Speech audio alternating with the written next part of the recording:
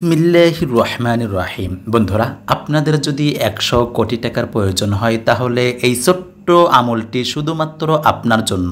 আপনি যদি এই ছোট্ট একটি আমল করতে পারেন তাহলে আল্লাহ পাক রব্বুল আলামিন আপনাকে ১০০ কোটি টাকার মালিক বানিয়ে দেবেন। এই আমলটি অনেক কার্যকারী এবং অনেক গুরুত্বপূর্ণ একটি আমল। এই আমলটি যেই করেছে সেই ফল পেয়েছে। তাই বলছি, আপনিও একটু কষ্ট করে, একটু ধৈর্য ধারণ করে সম্পূর্ণ ভিডিওটি দেখে নিয়মকানুন মেনে এই ছোট্ট আমলটি যদি আপনি করতে পারেন তাহলে অবশ্যই আপনি ফল পেয়ে যাবেন, এর মধ্যে কোনো সন্দেহ নাই। তাই বলছি, একটু কষ্ট হলেও সম্পূর্ণ ভিডিওটি দেখে এই ছোট্ট আমলটি করুন। আল্লাহ পাক রব্বুল আলামিন তার বান্দা অথবা বান্দিকে কখনোই কষ্টর মধ্যে রাখতে চায় না, সব সময় তার বান্দাকে সুখে শান্তির মধ্যে রাখতে চায়। কিন্তু আমাদের কৃতিকর্মের কারণে আমরা অভাব অনটনের মধ্যে পড়ে থাকি। আমাদের সংসার থেকে অভাব অনটন দূর হয় না, আমাদের সংসারে সব সময় অসুখ বিসুখ লেগেই থাকে।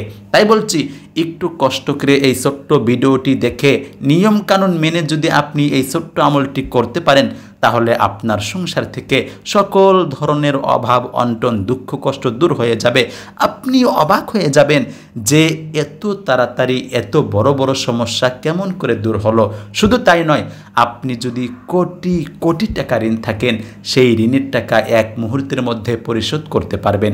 বন্ধুরা, আমলটি অনেক কার্যকারী একটি আমল, অনেক গুরুত্বপূর্ণ একটি আমল। এই ছোট্ট আমলটি আপনারা সকলেই করতে পারবেন, ছোট বড় ছেলে মেয়ে সকলেই এই ছোট্ট আমলটি করতে পারবেন, কোনো সমস্যা হবে না। আমলটি করতে শুধুমাত্র সূরা ফাতিহা জানতে হবে। সূরা ফাতিহা কোরআনে কারিমের সর্বপ্রথম একটি সূরা। এই সূরাটি কেউ পারে না এমন কেউ হয়তো এখনকার যুগে নাই। তারপরেও যারা পারেন না তাদের জন্য আমি স্ক্রিনে সুন্দর করে লিখে দেব, আপনারা লেখা দেখে দেখে সুন্দর করে মুখস্থ করে নেবেন। আর যারা পড়তে পারেন না তাদের জন্য আমি মুখে বলে দিচ্ছি, আপনারা শুনে শুনে সুন্দর করে মুখস্থ করে নেবেন। তাহলে চলুন আমরা সর্বপ্রথম জেনে নিই সূরা ফাতিহা। সূরা ফাতিহা হচ্ছে বিসমিল্লাহির রহমানির রহিম, আলহামদুলিল্লাহি রাব্বিল আলামিন, আর রহমানির রহিম, মালিক ইয়াউমিদ্দিন, ইয়্যাকা না'বুদু ওয়া ইয়্যাকা নাস্তাঈন, ইহদিনাস সিরাতাল মুস্তাকিম, সিরাতাল্লাযীনা আন'আমতা আলাইহিম গায়রিল মাগদুবি আলাইহিম ওয়ালাদ-দাল্লিন। সম্মানিত বন্ধুরা, এই আমলটি আপনারা সকলেই সুন্দর করে মুখস্থ করে নেবেন, অর্থাৎ এই সূরাটি আপনারা সকলেই সুন্দর করে মুখস্থ করবেন। এখন আসুন আমরা জেনে নিই এই আমলটি আপনারা কখন কোন সময় কিভাবে করবেন। এই আমলটি আপনারা যে কোনো একটি ফরজ নামাজের পর করতে পারবেন, অর্থাৎ আসর, জহর, মাগরিব, ঈশা, ফজর যে কোনো একটি নামাজের পর এই আমলটি করবেন।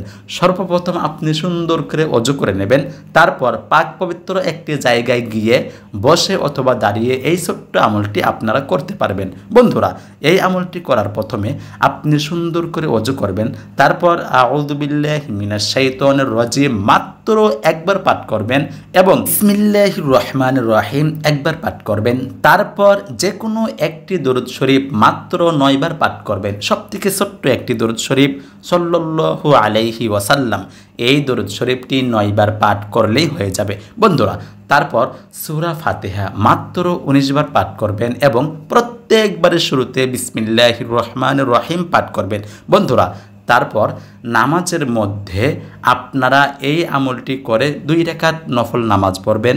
নফল নামাজের সিজদার মধ্যে এই একটি দোয়া পাঠ করবেন। দোয়াটি হচ্ছে আল্লাহুম্মা কফিনি বিহালালিকা আন হারামিকা ওয়া আগনিনি বিফাদলিকা আম্মান সিওয়াক। 2 রাকাত নামাজের সিজদার মধ্যে এই দোয়াটি পাঠ করবেন।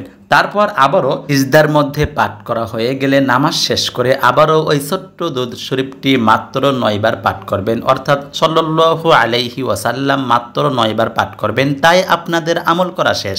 বন্ধুরা, এমন করে যদি এই আমলটি আপনি মাত্র 3 দিন করতে পারেন তাহলে আপনার সংসার থেকে সকল ধরনের অভাব অনটন দূর হয়ে যাবে। আপনি অবাক হয়ে যাবেন যে এত তাড়াতাড়ি এত বড় বড় সমস্যা কেমন করে দূর হলো। তাই বলছি, এই ছোট্ট আমলটি আপনারা সকলেই করুন, অবশ্যই ফায়দা পাবেন। আল্লাহ পাক রব্বুল আলামিন আমাদের মনের আশা পূরণ করে দেয় যেন। আমিন। আসসালামু আলাইকুম ওয়া রাহমাতুল্লাহ।